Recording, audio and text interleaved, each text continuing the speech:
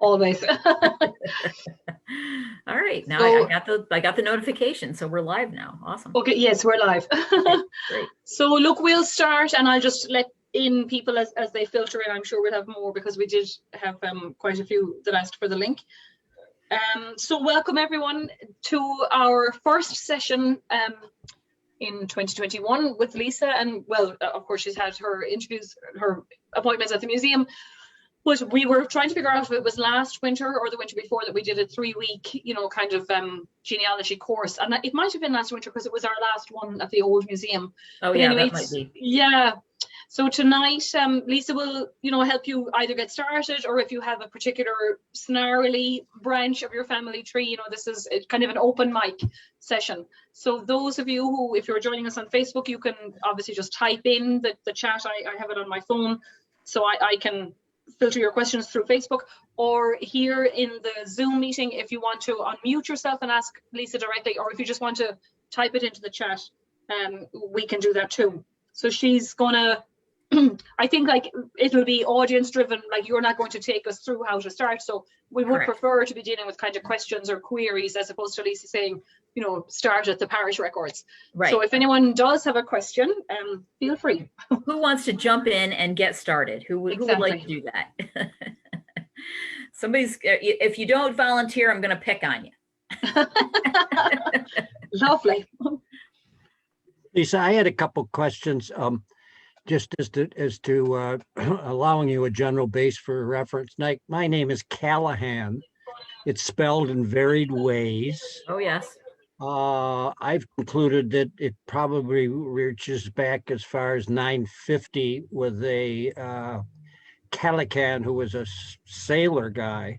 But with a name like mine with that variances, I guess my question is that a statement of problematic nature by virtue of the spelling variations, or does that join into a common base word way back at some point? Well, I guess, all surnames have to start somewhere, obviously. But I guess it just depends on, where it sprang from. So, that's the whole thing. A lot of us don't know back far enough to be able to record or know when exactly the surname that we have started to be in use within our family. Was it something that someone just adopted? Was it, hereditary? How did that come down? So that's just kind of the whole thing around surnames, is that no one really knows. The paper trail doesn't extend far enough back to be able to give us any kind of clear indication as to when those things started to be in use. So I guess we kind of just adopt what's known about our particular surname and kind of just go with it, whether that's the scenario in our own particular family or whether it's just in general the scenario. So I think that, because we're not able to pinpoint the exact origins of surnames within a particular family, I think we just kind of generally adopt whatever is known about the surname. It's not a great answer, but it's, no, it's helpful. I understand that. Yeah. And as far as spellings go, I mean, spellings are probably the least important thing about research at this point. There's so many variations and there's so many different people that are recording them that, each different person has a different way of spelling, and there's no standardization of spelling until well into the 20th century. So, you're and even transcribers might make mistakes. Yeah, well, absolutely. And really, there was no such thing as a mistake in those days because there was no standardized spelling. So it was a lot of times spelled phonetically, or, the one person in the village who knew how to write was the one writing it down. Or, I don't think that spelling became a thing until, we started getting a lot of records of, about us concerning from the government, that kind of thing. So, really they say kind of Social Security was sort of the beginning of the standardized spelling in this country. And that dates back to the 30s. So it's a fairly recent thing. So anybody else got anything else about spelling maybe, or since we're on the topic? Well, somebody on Facebook. Oh, go ahead. Yeah, sorry, Aaron, go ahead.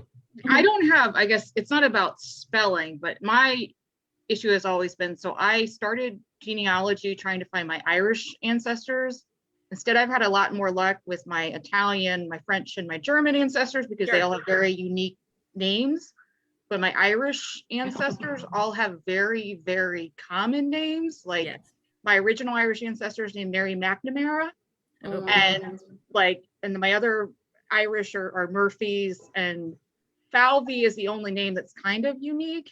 But so I have a lot of good information once they immigrate to the US, but getting them back to Ireland has just been 10 years of, I don't know, getting nowhere, because it's hard to know if I have the right Mary McNamara.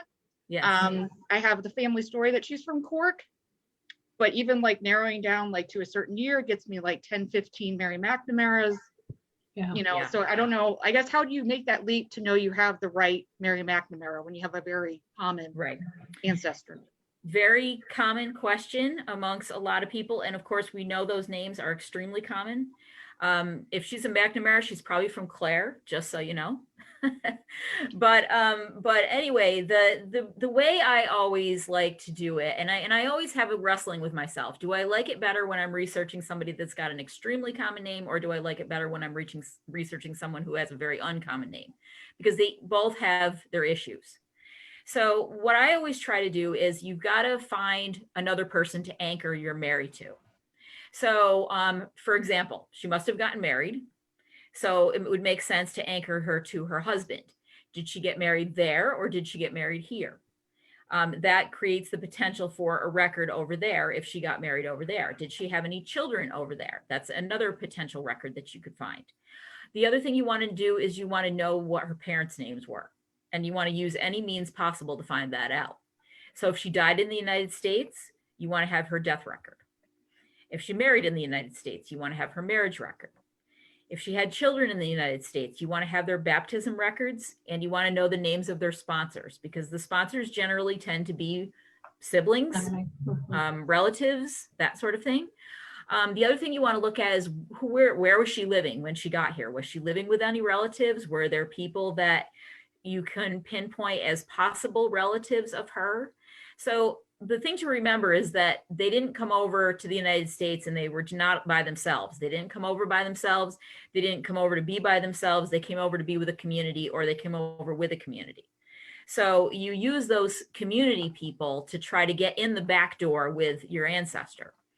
A lot of times I find what I end up doing is I end up checking the area out for a particular surname, or maybe looking up and down the census page for people that have the same name, and then researching them and trying to make the connection between them and my ancestor. So that's a strategy that's a fairly good one to use, is use the people around her. And that's called the fan club, friends, associates, and neighbors. So it has an actual name in genealogy. So it's really about getting every scrap of paper that you can find in this country about your ancestor, and using all of that information together to say, okay, this makes sense. And another thing that I find is, even if she did get married when she got married here, the chances are very great that she married somebody that she already knew from Ireland. That's something that I find, the longer I do this, the more often I see that people who are recent immigrants tend to marry the people that are very culturally similar to them. So somebody from Cork is not going to marry the person from Belfast. That just doesn't usually happen because they're not culturally similar. So they marry people that they're familiar with, or who at least are kind of having a similar experience to them. So you would be very shocked to know how many people marry people that come within a few miles of each other in Ireland. It happens very frequently. So just a few quick follow-ups. We're pretty sure she immigrated with her sister Bridget McNamara, but again, very common name. So it's been hard to find them connected. As far as I know, she met her husband in Baltimore, and I haven't been able to find any connection back in Ireland between the two. And then, is there any chance she's from Cork? Because the Cork has been kind of the there's always a chance. That's definitely the number one immigration story that everybody hears. Yeah. So 'Cause if it's I the ever port hear that an they leave immigration from. story, it's Yeah. that my ancestor was from Cork. Yeah. So, and generally that's because that's where the ships left from. Yeah. Okay. So they're not lying. They did come Yeah. from Cork, but they may not have been born there, but they sailed from there.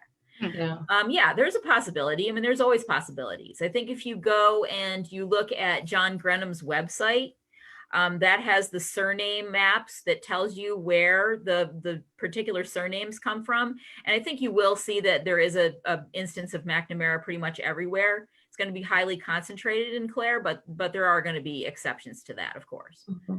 So yeah, it is possible. It's definitely possible. What about her death? When did she die?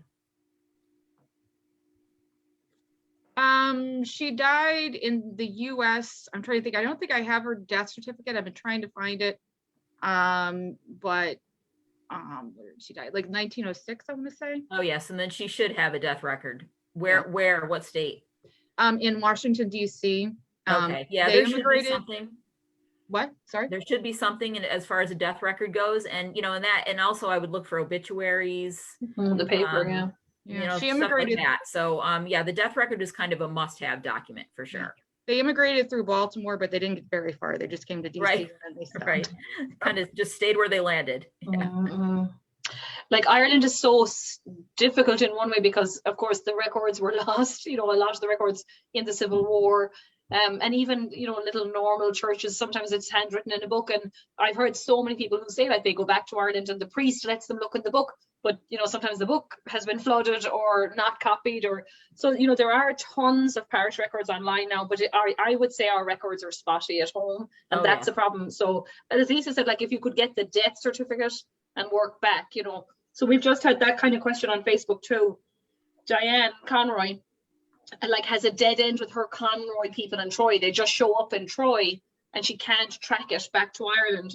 But she was able to track like she had other families, Rooney and Kennedy, back to Tipperary. Right. So the Conroy that just shows up in Troy, how would you go backwards? Maybe through these other. It's again, it's the working of the familiar people, the fan club, as it were, the other people in the area. So it's looking at the people that are associated with your ancestor, where they're living when they come to the United States. And, the marriage witnesses and the baptism sponsors and the pallbearers at the funerals, all of those people are relatives, related, or at least friends. So there's something there, like they have a community and that community has to come from somewhere. So if you can't find about your particular person, then go look at that community and try to see what else there is. In the Conroy case, I might actually expand it out and try and just research anybody named Conroy that's living in Troy. I mean, I've been reduced to doing that before in a lot of circumstances, and sometimes it yields some interesting information. So, and like, should you open it up sort of to cohos, as well? Like maybe Troy doesn't mean Troy in one way, because I don't know what the record she has is, but maybe they were coming into work in Troy, but they lived in Lansingburgh or something. I would say absolutely. Definitely just, don't limit yourself. If you're looking at a name that's extremely common, you're just going to drive yourself nuts. But a name like Conroy isn't too bad. It's a little bit distinctive. It's not Murphy. Maybe some relation. I mean, I wouldn't recommend it with Kelly or Murphy or anything like that. Yeah. Maybe with a distinctive surname. You could do that. Okay. Diane, let me know in the messages on Facebook if that prompted a follow-up question, or anyone here on Zoom, do you have something? Okay. So anybody else got questions? See what we can, and I can, recommend some websites too. If people are in a certain, thing that they're looking for, I might be able to help you with websites. Hi, this is Eileen Hartman. Hi. You had mentioned during your last discussion something about John Brennan's website. Could you explain a little bit more about? Okay, so it's John Brenham with a G. So it's Grenham. He is a very well-known genealogist. He has written the book Tracing Your Irish Ancestors, and it's had several printings. He has a website. His website is called Irish Ancestors, and it's got a lot of very good information on it. It's basically one of the things that's fun about it is it has a little surname search engine. You can put your surname in and it will bring up your surname on a map, and it will show you where people were living in Ireland in the mid 19th century that have your name of interest. So it's very eye-opening because there are certain surnames that are extremely localized to certain areas. Right. And then there are, of course, the ones that are all over. So it's kind of interesting to show people, you know, where their surname is located in Ireland. Yes, this is it right Oh, here. So I'm just showing it here. Yes. You can So do it's about Graham, 5 sorry, searches. I spelled that wrong in the chat. Yeah, you can do about 5 searches for free, and then it'll cut you off. Oh, wonderful. Yeah, that's good to know. So we won't do that now, but I spelled it wrong in the chat. It's Gren, you know, Yes. Gren. And then obviously, yeah, just type in and go. But it's good to know. So then you get a paywall, Lisa, and you got to subscribe or something? Yes, it's a monthly subscription. You know, but they do allow you like 5 surname searches per week. So it's you do get a little bit. The good thing about this site is that you can see what records are available for what place, and that is always free. So if you go up to the places tab there, you can look at the different places, and the things that I use it for are the civil parish maps and the RC parish maps, which are over on the left there. Oh, yeah. Yeah, so if you click on that, you can click on any of the Into counties, any parish, yeah. and it will show you the civil parishes for the county. Oh, wow. And so like I'm from Kerry, so I can, these Yeah. are tiny little villages, you know, that it's going into. It's Yes. not just the big towns. Yeah. Right. So, Oh, and that's then it will great. also do the same thing for the Roman Catholic parishes as well. Okay. Yeah. Mhm. Very good. So So it's if you very did have a useful. name. The Yeah. other thing is that there are resources, so it will tell you what resources are available for what locality. So Mhm. these are resources for Listowel here. Yeah. Um, Not that I'm biased. a lot of But yeah. a lot of really good resources, Stack. and Mhm. these are things that come right out of his book. So they're right out of his book. God, that's great. And it shows you then where in the county, look, that it is too. Exactly. Yeah. So we had a question on Facebook. John McNally, I found all of my Irish grandparents, but once they arrived in New York 110 years ago, the information is lost. Well, like maybe they move out of the state or something. So what kind of information was lost? That's what I would He wonder. just says, oh, so John, if you wouldn't mind, you know, clarifying in this Facebook chat what you mean about that. But I think what he's saying is he knows where they came out of in Ireland, but once they came to New York 110 years ago, so like Ellis Island was open, wasn't it, So 110 years ago? That's kind of the opposite of everybody else. Yeah, you should be able to track them easier once you get, but they might have left New York. Maybe that's his problem, that he's looking in New Right. York and maybe Well, they moved. One thing I do see a lot of is I do hear from a certain number of people in Ireland who are trying to trace people that came over here because they have, you know, a great uncle or someone who went to America and disappeared. Mhm. So I do get a certain number of that. People really, like, just the other day, I had a woman message me and she was wondering what happened to this one person who settled in Cohoes. Mhm. And she was wondering about death certificates and that kind of thing. So there Mhm. are people in Ireland who are trying to trace people that came here and they just never heard from them again. Okay. So there is that faction. So he says he has, I think, wedding and death certificates in New York. Well, he doesn't say whether he has them or not. Either he can't get them or he does have them. But maybe they left the state. Or Yeah. like if it was female immigrants, maybe they married and changed the name, and then it's kind of harder to track down. Absolutely. And Megan says, with people with the same surname, are they all somehow related if you go back far enough? Like, I kind of doubt that, to be honest, but I don't think so. Yeah. You don't, the problem is that the paper trail runs out way before you would get back far enough to be able to distinguish. yeah. Because like I was saying to Jack earlier, we don't know where these surnames originated from, and did they all originate with one person, or did somebody just, you know, 100 years later say, I like this name and I want it. Yeah. Yeah. So I don't think that everybody of the same surname is related. Yeah. But maybe, you know, not so far back, possibly. Mhm. Mhm. But it's Yeah. impossible to tell. Yeah, like a stack is a good example of that. You know, my name is technically a French, a Norman name. So we came into Ireland, like a guy called Stack, you know, Right. came in, he was a knight, he came in with Strongbow in the 1200s. But like, does that mean that every guy in Kerry who calls himself Stack was, you know, sired by Right. this one guy? I probably doubt it. And, you know, they allied with a powerful family. You know, he was given this huge land grant. And so, like, we do have a branch of the family who have the paperwork of the knight. They moved back to France. But like, I might be nothing to them, Right. you know, like genetically. Right. So John is saying he actually can't find the wedding or death certificates in New York. So they must have left the state, maybe. Yeah. It could be they left the state, or you know, just definitely went to another state somewhere.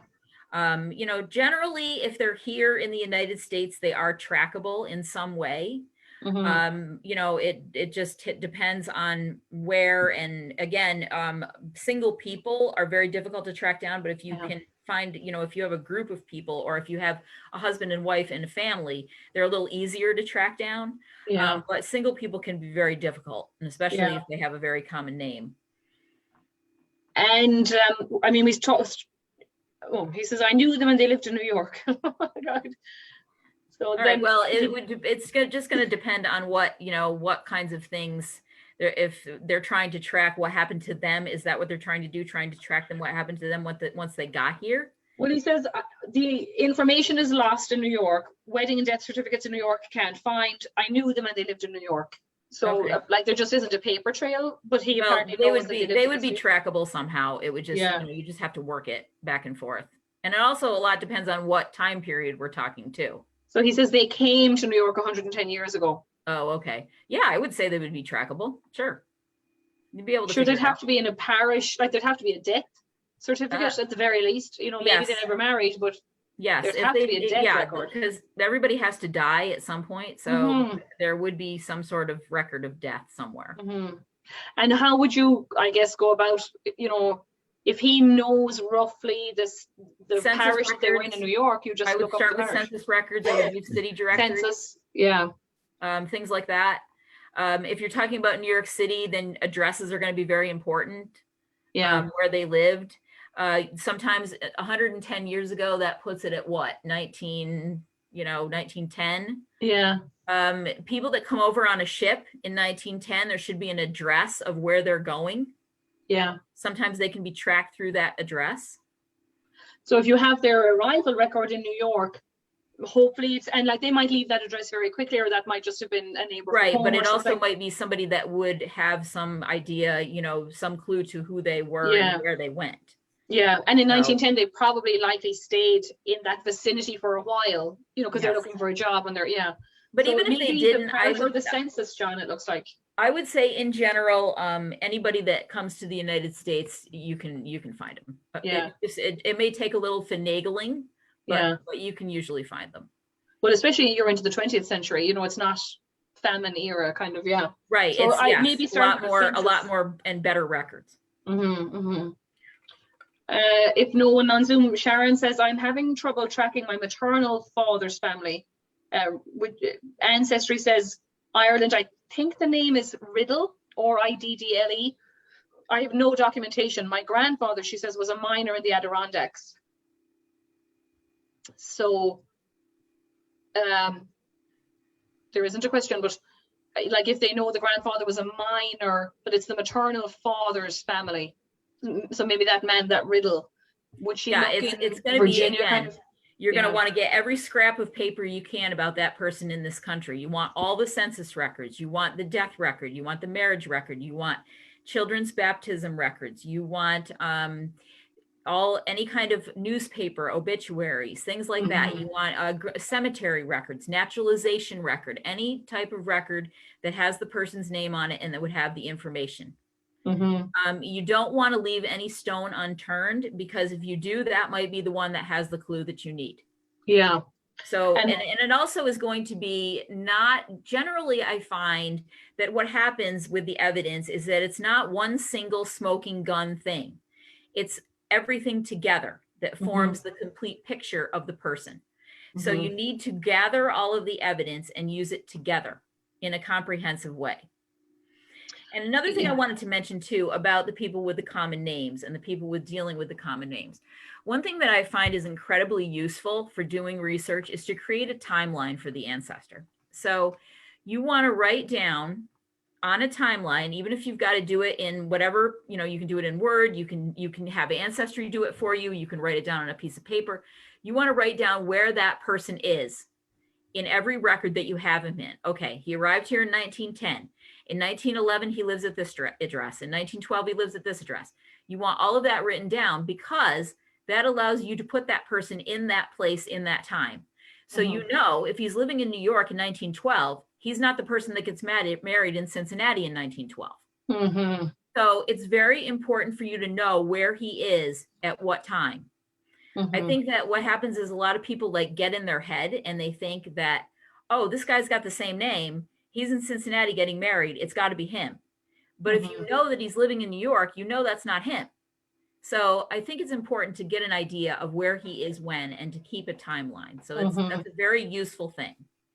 And Brenda just said, replying to John, which is probably, quite a good point.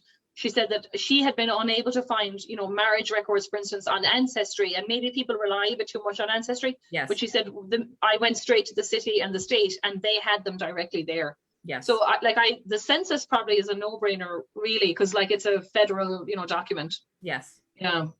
Census is available on a lot of different places. It's not just available on Ancestry. It's also available on Family Search. So if you're using Family Search, that's a great website. It's got a lot of information, including New York City vital records that are transcribed. So if you need New York City vital records, they're on Family Search. So, And I'd say census.gov maybe might have the historical. No, I don't know as NARA's got it on their website. I think it's just going to be either Ancestry or Family Search, but Family Search is free, so you don't have to pay for that. Yeah, so Family Search, everyone is good. Yes, Anne. Hi, Hello. hi. My name is Ann Haddad, and I joined this evening because I'm I work at the Merchants House Museum in New York City. Oh, I'm great. the house historian there, and we are attempting to do extensive research on the Irish servants who worked for the family there for nearly, from 1835 to 1900. And I have tried to research Bridget Murphy, Mary Smith. I mean, I've hit nothing but brick walls. So I was just wondering if there is any advice you could give me when dealing with the people who came over during the famine and, after that and before that, who just, all we have at the house are the census. I mean, all we can find are the census records. We have no family records of them. We have no letters referencing them. And I know that the turnover was extremely high, of course, with servants. So they were all single. You had to be if you lived and worked because you lived at the house. Sure. So any words of anything I could look at that might. Well, you're I dealing was with hoping you'd tell me, oh yes, Irish servants, go right here. Yeah, no. Well, you're dealing with the same sorts of issues as everyone else, really. Right. And it even is a little bit worse where you are because it's such a huge urban area. Right. And you're dealing with single women. Yes. And what do women do? They go and they get married. So probably that's what happened to a lot of your girls when they left the house. Sure. They would go and get married. So probably or they just went off to get another job. Right. Yeah. The only recourse you have is if you can figure out who they married. Yeah. And move forward. Awesome. Because that's where you're going to find more records is generated from their marriage and then when they have children and then finally when they die. Those are going to be the records that are going to give you the most information. Now, the other thing we don't have with female servants is we don't have naturalization either because they didn't do that. They Have to become. Right. So that was not something that's yet another piece of paper that's not going to be generated by a servant, by a female servant. Yeah, it's hard. It's really hard. I mean, the only way you're going to be able to find that is if for some reason on a marriage certificate, maybe they put, and this might be an idea, if you know, and you're not going to want to look at all the Mary Smiths that got married, but No. but if you're looking at someone that's got a fairly distinctive name, and you could look at their occupation and where they lived, if you can match the addresses up, then you would know that that is a person that worked in that house. So that's something that's a possibility. I was talking to Cherry Hill and Kinderhook, and in their houses. Oh, they were yes, able to Cherry find- Hill, yes, Yeah, yes. but they had kind of domestic records in the house of, like in a journal, paid Maggie Yes. Klein $5, or Yeah, and they we're had so copies of the lucky. checks. Yeah. Yeah. But they might exist, somewhere in Yeah. in the house's records. One of the things I thought I would try when this pandemic is over is I know the New York Public Library has the Immigrant Savings Bank records. Yes. Yes. So I thought I would, but again, 10 Bridget Murphys. I mean, know. you just don't know. But again, you're going to have the address, and especially on the Immigrant Savings Bank record, you're going to have the address of where they Right. live. That's So, true. So That's if they true. lived at the house, then Yeah. it's going to be on there. And I Yeah. can tell you the Immigrant Savings Bank records are on Ancestry. Oh, good.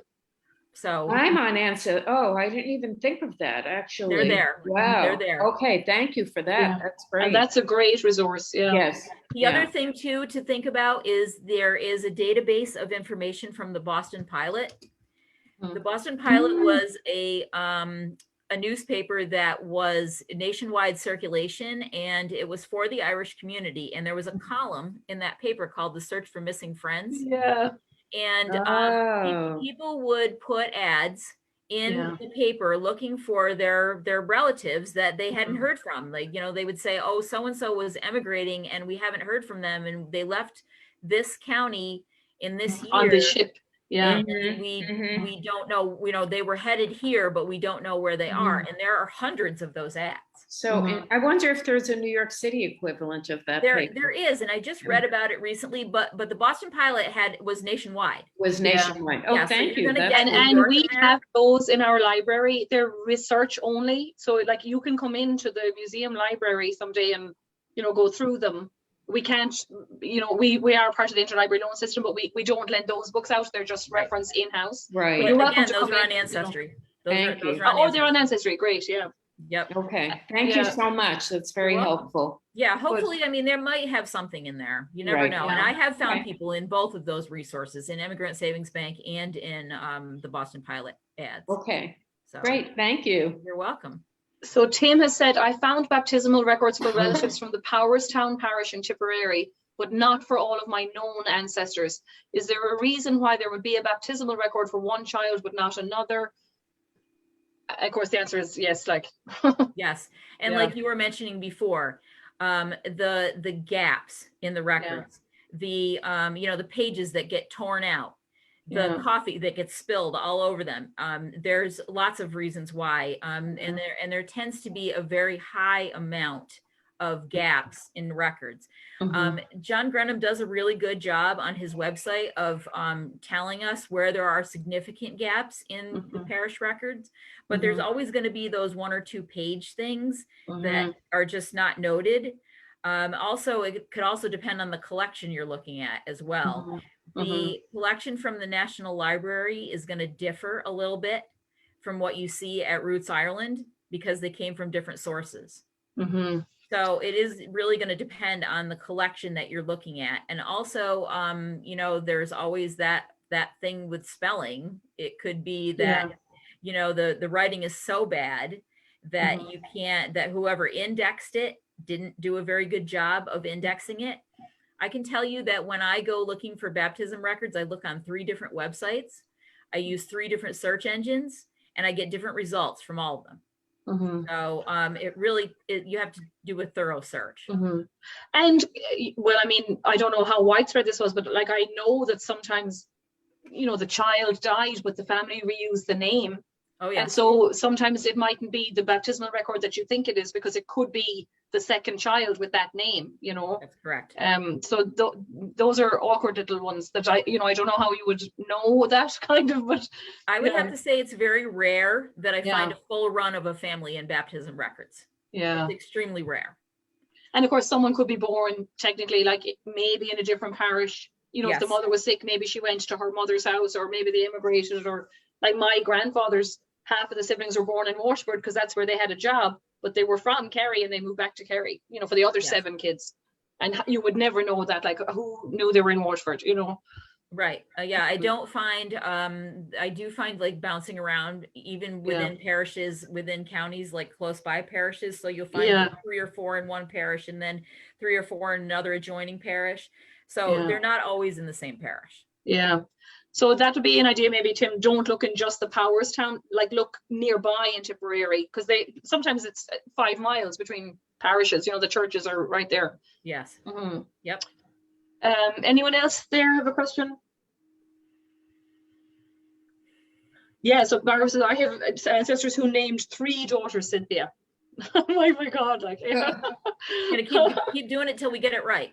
Yeah, so sad. Anyone else have a question there on Zoom? Who's got a question?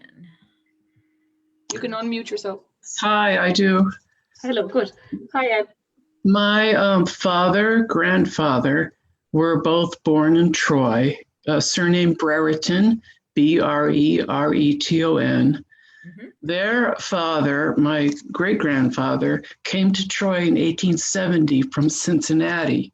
We have traced him back to his father, Edward, and then nothing. So my question, my first thought was, did he immigrate through Canada? Possibly. That's always a possibility. Canadian census or Canadian passenger lists are not good. Right. Pretty much non-existent. There and border crossings don't happen until 1895. Mm-hmm. So we don't have that luxury. Yeah, I guess the only thing you could do is go back to Cincinnati and work that guy for a while. You know, it was the person in Cincinnati, was he the one that was born in Ireland? His father. Okay, his father. Yeah. Yes. Yeah, so you would have to maybe see if there was some sort of community situation there, like why Cincinnati? Why would he end up in Cincinnati? Why would he go from Ireland to wherever and then end up in Cincinnati? Probably an economic reason, or you know, possibly there's family already there. And you're dealing with a name that's not really common, so that's a good thing.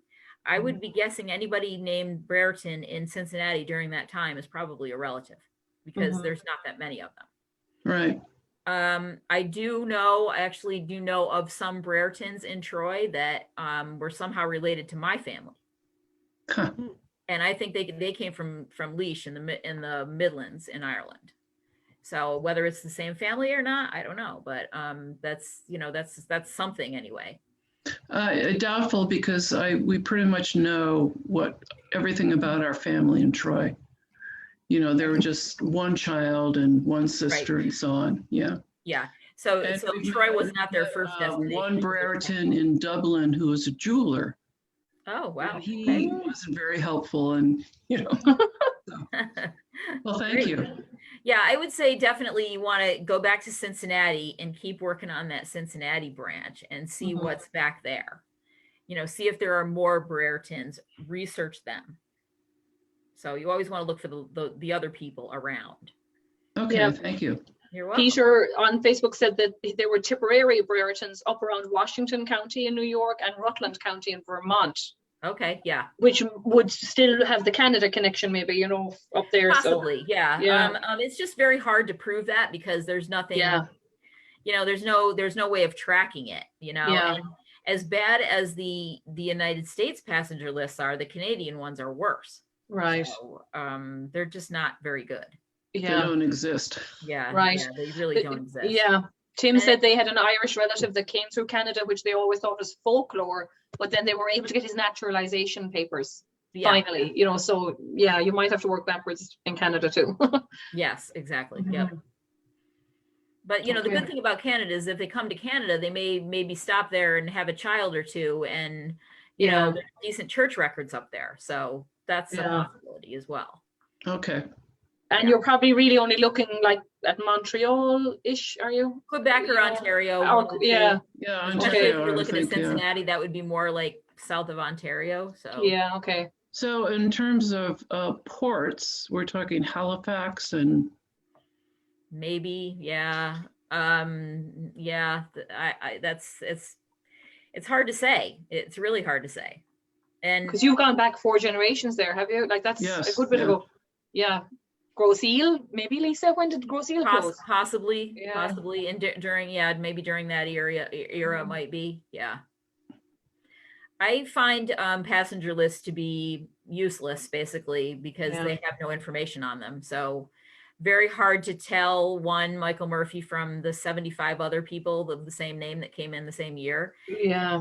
And generally the ages are all approximate, and the occupations are nothing special. So Mhm. it's really, I find probably less than 40% of people on passenger lists.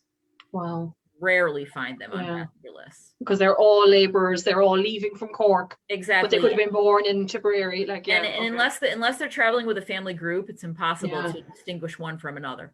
Yeah. So Okay. So Cincinnati and seems to be the best bet because he would have had those fan, connections. yes. Hopefully. Right. Yeah. Yeah, there's got to Right. be some reason why Cincinnati. You just Yeah. don't go there just to go there. So Yeah. there's got to be Right. some reason. Could have been Canal, kind of, couldn't it? Could it? Yeah, could be. Yeah. I mean, there was maybe some industry that was there that was Mhm. thriving at that time. Mm-hmm. Check the newspapers, Yeah. definitely. Yeah. Okay, thank you. Sure. Okay. Anyone else? I'm looking. Oh yeah. So Siobhan says on Facebook, if your family name was rare in the Irish county, can you assume that they came from somewhere else? For example, I checked my mother's name and John Grenham's surname's only one family in my mother's county. Probably. I mean, if it's rare in one county but plentiful in another, it's possible. Yes. Yeah. What John Grenham's data comes from Griffith's valuation. Oh, So yeah. it's coming from a particular source. It's coming from where people were living in the mid 19th century. So that's data based on Griffith. So it's based on a single record. Mm-hmm. So and that's where people were living. That's really the only track that there is to tell where people were living. So it doesn't mean that, maybe the year before Griffiths was taken, they were living somewhere else. And then they just moved into the area at the time when Griffiths was taken. So that's where the information comes from. So they were kind of leaseholders or renters mostly, like that's Yes. a valuation of a property, yeah. Yes. Which isn't, as you say, exhaustive, yeah. God, it's very difficult to kind of, drive you to drink really. Like there's so many rabbit holes. Like, well, the good thing about Griffiths, and it's probably one of the most unique types of records to be used for ancestors, for tracking ancestors, in that you can find the Griffiths record, and if you can identify your ancestor on the Griffiths record, you can tell exactly where he was living on a map from today. So you can take that information and go over to Ireland and go right there. See the house. Go to the exact place.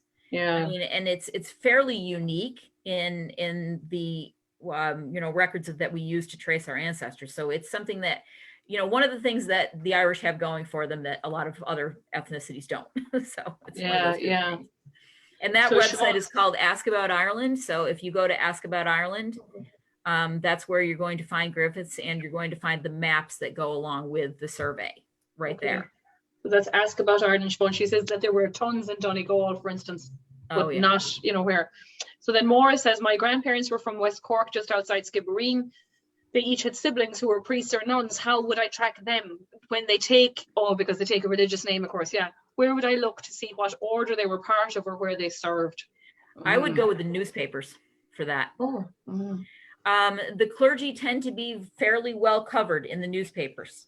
Okay. And especially, of course, this is kind of like a prestigious type of thing. If you've got a person in your family that's a priest or a nun, it's kind of looked on as a mark of prestige in the community.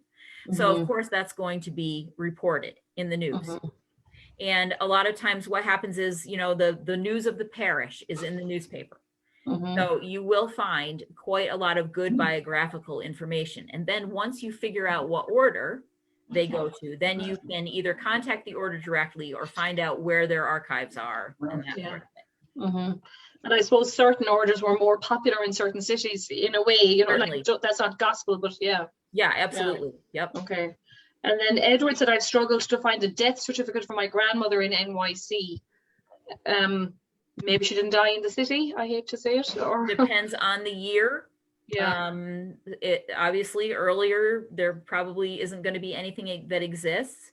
I would try Family Search. That would be where I would try first to see if it's there. For Edward. Yeah. So try Family Search, Edward. And again, maybe the papers, you know, an obituary might say something, but yeah. That's correct. Like the Gaelic American New York Library have them, I think. You know, like there's some Irish papers that, you know, maybe they wouldn't be in the New York Times, but they might be in an Irish paper. Yes. We're good. Yeah. No. Yeah. So then Kimberly says, any recommendations on finding more information on the Irish community in downtown Albany, roughly 1870 to 1880s? I have found my husband's ancestors down in the 3rd Street and Lumber Street area working as carpenters and laborers. So I'm looking for where I can find more information on their lives. And were Protestant immigrants from Belfast and County Down areas living in separate neighborhoods from Catholic Irish from the south? I try. Okay. Yeah. You know, I would say like for the city and things like that, maybe you might want to get into like property records or some types of things like that. If they own property, you may be able to get some good information from those records, and those would be available at the Albany County Hall of Records. There are also things like the city directories, and photographs. They have a really good photograph collection. They have the marriage records are down there for the city. There's lots of like the police records. There's lots of very diverse records at the Albany County Hall of Records. It's not just for the county. They have a very good city collection down there. They also have a very good listing on their website of exactly what they have. So you can go into their website and you can look and see what types of things might interest you. And I know that they are open. You can go by appointment. So you would have to call and make an appointment to go down there, but they are allowing people to go in and do research. So definitely that would be a good place to start, because they have all of that. They have the maps, they have the different information about the things in the city. So that would probably be a really good place to start. Okay, good. And so Edward said, just to clarify, the dates for his grandmother was probably 1935, I guess, through 1937 for her death in NYC. Yeah, I would say Family Search, because I believe they have them in up to 49. Yeah. And then Kimberly's second part of her question were, do we think Protestant immigrants, she's specifying from Northern Ireland, were they living in separate neighborhoods from Southern and Catholic Irish? Even Possibly. in Albany, I guess she means possibly. I would think so. I would think so. Probably, again, living nearby people that they knew, but you know, maybe in a separate area. I don't know that 100%. I mean, that might be like more of a question for somebody who knew more about Albany City and how people lived, like, you know, maybe like Jack McEnany, you might know the answer to that for sure. And I'd say that was more pronounced in the 1800s than it is, you know, in the 20th century kind of thing. Yeah, they would have been a lot more segregated in the early years than they would be into the 20th century. Yeah. Okay, good. Edward says thank you. Anyone else? Jack, were you finished your questions, Jack Callahan, or did anyone else up there have? She did answer my questions. Thank you. Oh yeah, good. Anybody else got any questions here? I'm trying to think about what other websites might be helpful, things that don't tend to get used a lot. One thing I did do, and I'll put my contact information up, is this past month, all during March, I've put a different website on my Facebook page. So I've had different websites, and all of them free on my Facebook page of things that may be helpful to people.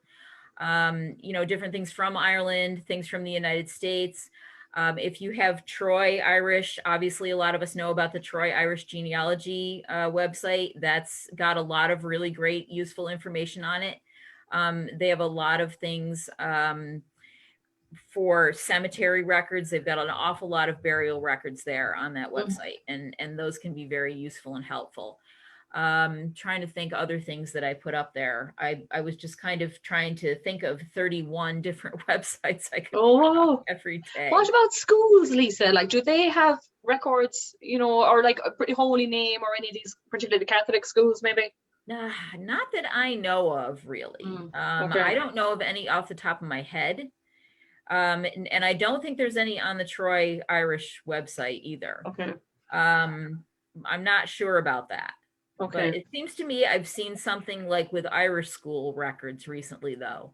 Okay. And that's, you know, kind of like in the back of my head, and I don't remember where it was.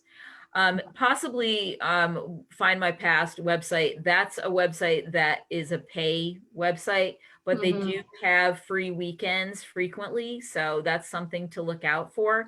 They've got some very unique records on that site. Some interesting things that you're not going to find at other places. Like the dog licenses. So, you know, if you had a dog in Ireland, apparently you had to have a license for it. And so there's a whole set of dog license records. That's amazing. Yeah. And there is, I don't know how good it is, you know, like we've partnered with them a little bit in the museum, but I think they're sort of new. And it's crowd-sourced, you know, so it's only as good as what people put into it, you know. But that Ireland XO or Ireland Reaching Out. Yes. And some people do amazing things, like, you know, because they upload photographs, and it could be the people that are living in the town, you know, that have this abandoned house we used to know as Maisie O'Connor's, and then, you know, you can kind of link in with them. So, and that's the one that's searchable basically, like by every, you know, parish and town in Ireland. It's Ireland XO. Yeah, I find it. There are some places that are very involved in it, and some places have lots of volunteers and they're very interested. And then there's other places that have nothing. Nothing. Yeah. So but they're active on Twitter and, you know, like that kind of thing. So right. Yeah. And Barbara says, yes, thank you. Your websites were very helpful. oh, you're welcome. You're welcome. All stuff that I use all the time. Yeah. So. Well, that's the good news, like, is that there probably are loads of little things, you know, to come at it from a side angle. That, you know, I think you're right about the ship. You know, maybe the ship is the least helpful, even though it's kind of the most obvious, you know. Yeah, it's definitely the least helpful. You know, and I do find that is what tends to kind of get people jazzed about it, is the passenger list. And really, it's kind of like the least important part of it. Yeah. It isn't going to tell you anything you don't already know. Yeah. So, you know, and it doesn't tell you where they're going in America. No, it isn't going to tell you where they came from. It isn't going to tell you where they're going. It's just a list. It's just a list of names. But I find that there's other things that are, you know, like we talked about, the Boston Pilot and the Immigrant Savings Bank records. Those are really wonderful and invaluable for a lot of people, if you can find them. I mean, if I'm working on someone from New York City, that's the first place I go. Okay. Immigrant Savings Bank. Yeah. Actually, there's a Facebook Albany historical page or something like that, and he often does a thing out of, it's like a property valuation, you know, too. So he takes a picture of a house and he says, but I forget what his source is, but he says, like, in 1901, Jack Smith was living here. He worked as a clerk in whatever store. Yeah, or, you know, that's nice. That's interesting. Yeah, That's I think it's called like My Historic Albany. Maybe tomorrow I link it on our Facebook page. Okay, great. I'll have to look for it. Yeah. That's, and you know, it's just, you know, another thing to mention, like, just to mention Facebook. Facebook genealogy groups are wonderful. There are genealogy groups on Facebook for everything. So there's many Ireland ones. They're broken down into counties. There are DNA sites for every county. There is, you know, there's Albany genealogy, there's Troy genealogy, there's all kinds of different groups for genealogy. So, for example, the person that's looking in Cincinnati, you don't live near Cincinnati, you don't know anything about Cincinnati, but if you join a Cincinnati Facebook group, you've all of a sudden got all these experts who do research in Cincinnati all the time who can help you with your questions. So that's the beauty of the Facebook power and the people coming together and everyone helping each other. And I find, for the most part, the genealogy groups are very generous, that the people are generous with the help and with their time. So, you know, that's definitely something to look into for sure. Yeah, it's like being a detective. It's great. Yeah. Does anyone else there want to unmute themselves and ask a question? I put Lisa's email in our chat, but I'll put that on Facebook and the website tomorrow too.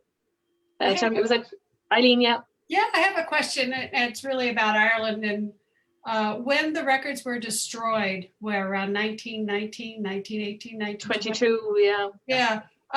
At what point did they start to become accurate and traceable again?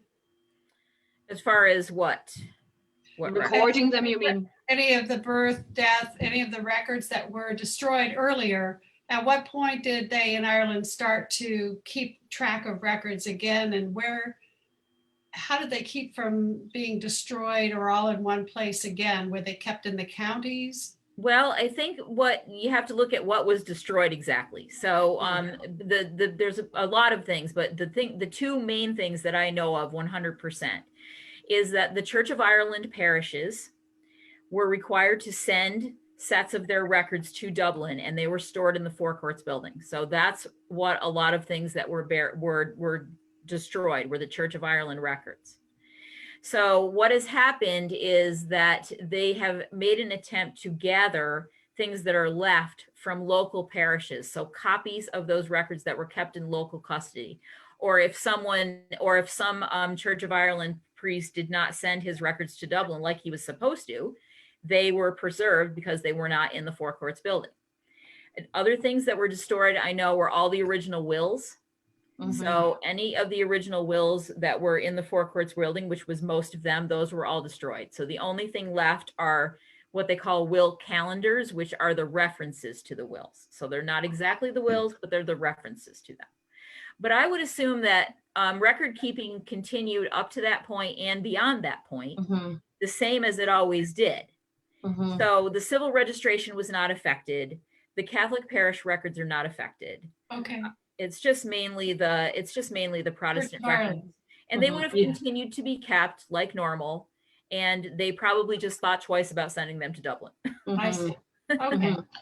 Yeah, the PRONI, the Public Records Office in Northern Ireland, have a lot of things that you would think would be in Dublin, you know, like, and Lisa, I read somewhere lately about a crowd that have kind of, they've created a digital record of what, not everything probably, but a lot of what was lost in the Four Courts, because England had copies of them, you know, Yes. or Trinity College, and so they've actually recreated a lot of those records apparently, but Yes, I don't know if they're open to called, us, you know, yet, but the they website's called Beyond 2022. Yeah, good. And they are they're trying to make an effort to reconstruct those things that were lost, and it's actually pretty interesting because they have a model of the Four Courts building that they're going to allow you to go inside and look at, which when they get it done should be pretty interesting to see. Yeah. So it's under construction now, and that's you can look at it. That was one of the websites I had on my Facebook page this month.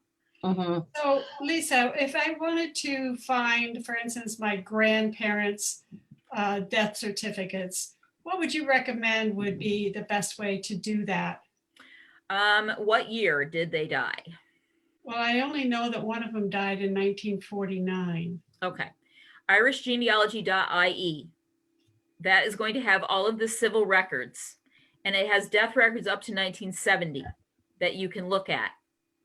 So it's not just an index, it's the actual records that you can look at. irishgenealogy.ie. And it's completely 100% free.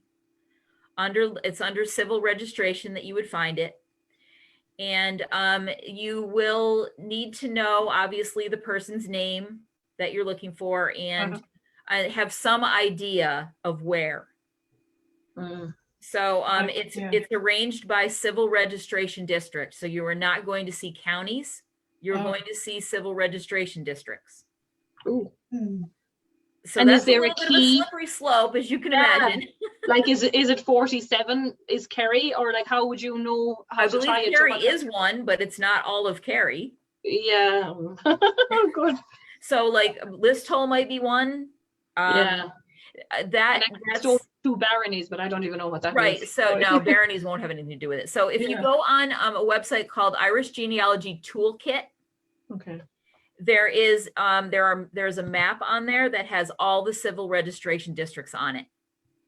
And it also has them broken down by county. So it will say, okay, here are the registration districts in County Kerry, and it will give all of the names of the registration districts in Oh, great. County. Okay. Yeah. There's an excellent chance I'm spelling genealogy wrong there every time I type it. So That was right. You know, I don't know what I'm doing.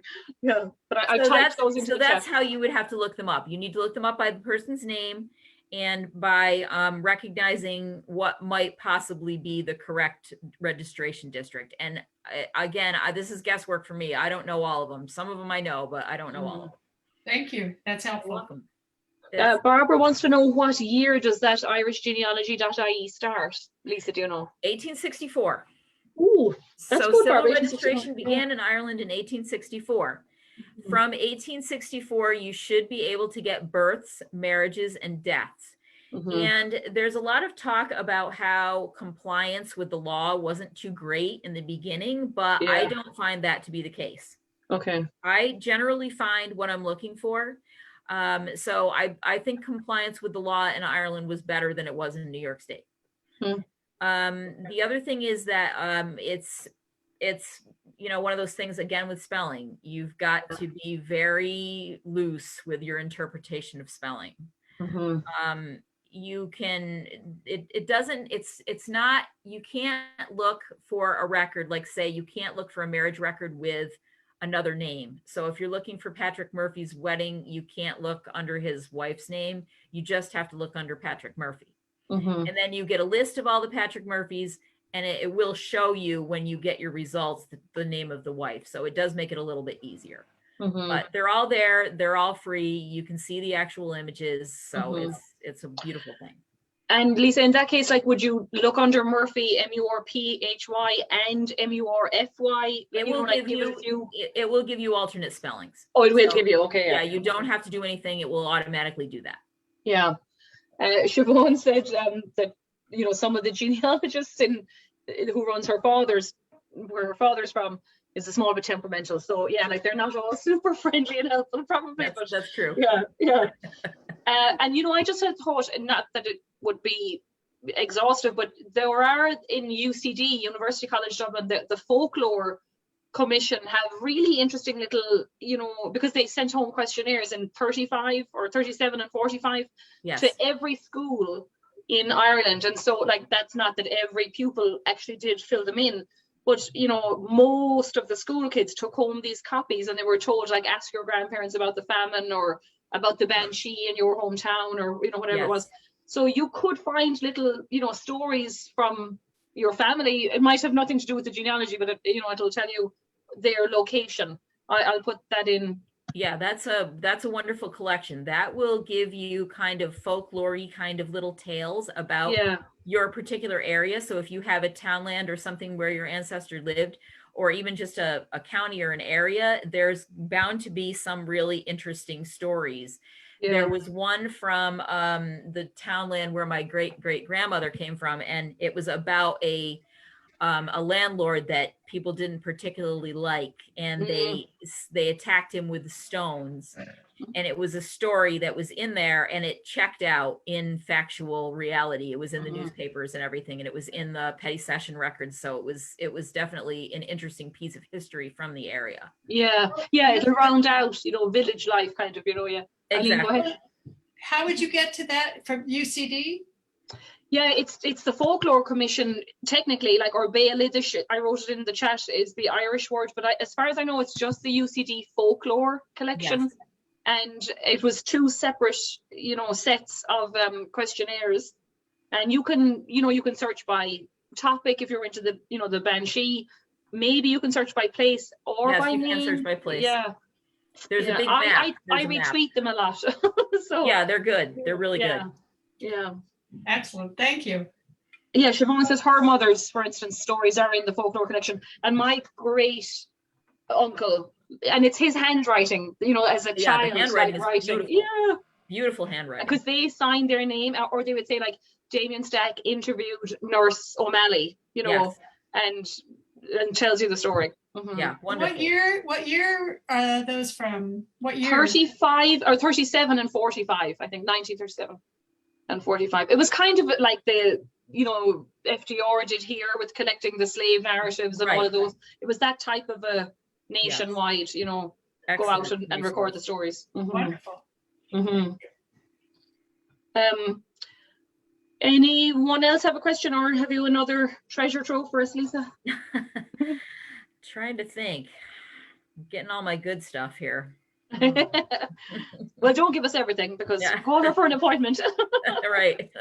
But like that is the thing, that there is ways in, yeah. Yeah, absolutely. Yeah. Mhm. And I suppose, it would be amazing too, the newspapers like the Gaelic American, or at home, like the Kerryman, some of their archives are, I know now there's a paywall for like whatever the historical newspaper source at home is, but they have an amazing amount of, like newspapers that are out of print now. Every county, it seems like, had their Yes. own newspaper or two, but that's a page thing. I forget what it's called. It might be Irish Historical Irish Newspaper Archive or something like that. Yeah, something like that. I do. I subscribe to Find My Past, and they've got a huge collection of Irish papers on there. So that's what I Yeah. use. Okay, yeah. And you'd be surprised at the amount of people that you can find in the Irish newspapers. Yeah. Even just little snippets about different things. There's a really good representation of all over the country. So there's a lot of Yeah. and Well, and the births, deaths, and marriages are sometimes mentioned, the obituaries, weird deaths, like we found my grandmother's grandparents in a Limerick newspaper because they drowned in a canal, Right. So. And you remember that thing I was working on, and here's another thing. With the guy in Tralee. I was working on something. Someone had someone's uncle that I was working on had an accident in Kerry and died I think it was in the 40s, and we emailed the librarian in the Kerry library, and she looked up the article for us. So don't be afraid to reach out to people. People in Ireland, they're locked down. They're looking for stuff to do.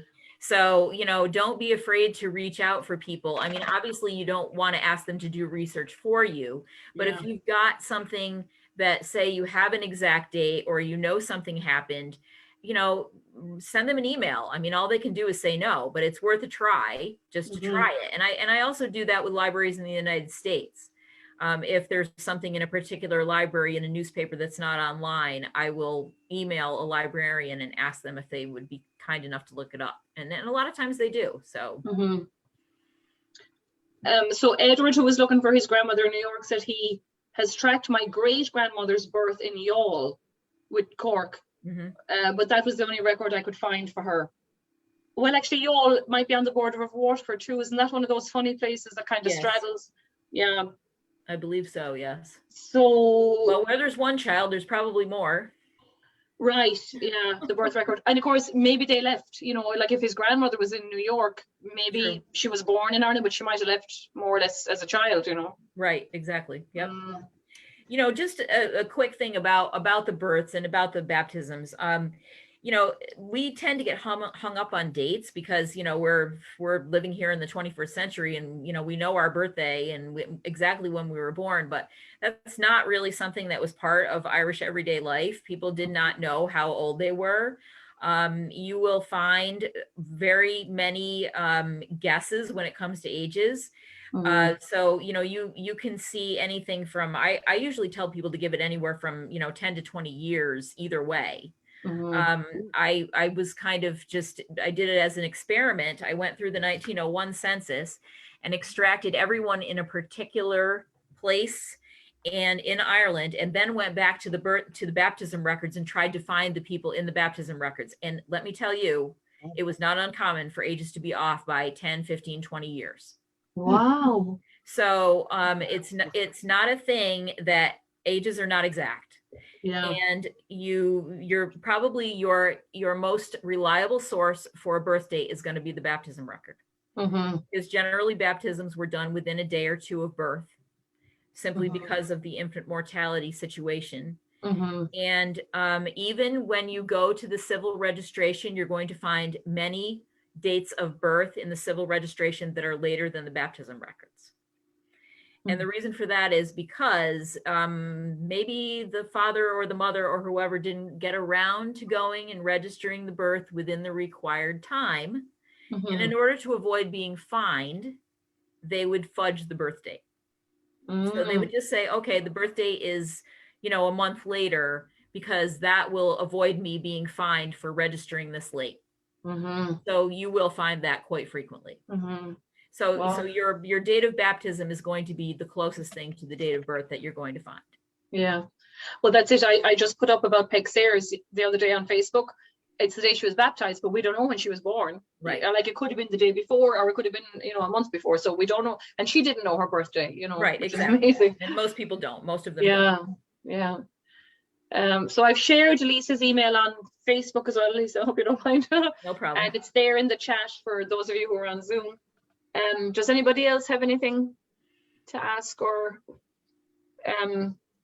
it doesn't have to be about Irish people, you know, even though so if someone is stuck with their Italians or German side, we're happy to Right. help. Well, we can try anyway, right? Yeah. Well, I won't be helping, but Yeah. Well, I will, just to let you know that I will be back at the museum on the last Wednesday of the month of April. And as of right now, I think I have 2 appointments booked. So that leaves 2 left. I'm also returning tomorrow to the Clifton Park Library again after a year. So I will be doing appointments there on the first Thursday of the month too. So tomorrow's appointments are all booked, but I'll be taking appointments for May soon. So that's another opportunity if you want in-person help. So I'm very, very grateful to be back after a year. It's been a long year. God, it has, yeah. So yeah, that last Wednesday, email Lisa, you know, she manages her own appointment book, but it's the last Wednesday of the month for us at the museum. That's right. And yeah, very interesting and informative, we're being told here on Facebook. Thank you. Thank you. So does anyone else have anything? I'm trying to see these comments. And we'll get the links that we talked about tonight, and we'll put them up so that everybody can take advantage of them. And again, if you like my Facebook page, you'll get to see all 31 of the websites that I managed to come up with for this month. And there should be something helpful for everybody. I mean, I've got everything on there from, you know, the state of the Protestant records to maps, how to locate place names. I mean, once you get involved with where you actually find out where your ancestor is from, then you have the whole how you have to deal with the place name situation. So that's a whole other education. So. Yeah, it is amazing. They're all saying awesome resources. Thank you for the information. That's amazing. You're getting lots of thanks. So Awesome. yeah, so tomorrow, I think, Lisa, I've liked your page. The museum, you know, has liked your Facebook page. I'll certainly do that if I'm sure we have. And then, you know, you can get to Lisa's page through our page if you like. You will definitely put up the list, and then I'll share that. And I'll put it on our website as well, just because I know not everyone has Facebook. Okay. So somewhere on our website, there's I think it's like resources tab or something. There might even be a genealogy tab. Yeah, I think it is. But you know, so we'll just have to dig through it. But then there's a clearly marked tab that should be, you know, something about education or resources, or maybe even says genealogy. Actually, right. I just can't remember what it is right now. And so I'll update that. Great, wonderful. Thank So, you. I appreciate everybody coming tonight. Thank you so much for being here. And maybe we'll do this again. That would be great. To do I'd this love to, again. because you know, it's interesting to hear how far people are in their journey, or where you found something and it sparks, you know, another memory for somebody else. Right, exactly. So I think everybody can learn from each other. Yeah. Definitely. Yeah, we have had a good few on Facebook. They're all delighted. Have a good evening, folks, they're saying, and the same to you guys here. So thank you for joining us. We're streaming a play from Dublin Holy Thursday through Monday, Easter Monday, on well, I'll put it up on our Facebook page tomorrow, but they're streaming it. It'll be on YouTube, and it's through Eventbrite. It's a play about the inside the GPO. It's called, about the 1916 Rising, and all of our other stuff will be put up tomorrow when I get time. So look forward to seeing you next month at some of our lectures, and don't forget, email Lisa for appointments for Wednesday, the last Wednesday of April. All right. Okay, so thanks very much, everyone. And thank you, Lisa. This was really great. Thanks, Lisa, thanks. Yeah, you're welcome. Thank you so much. Take care. Bye-bye. Bye-bye. Bye, everyone. Take care.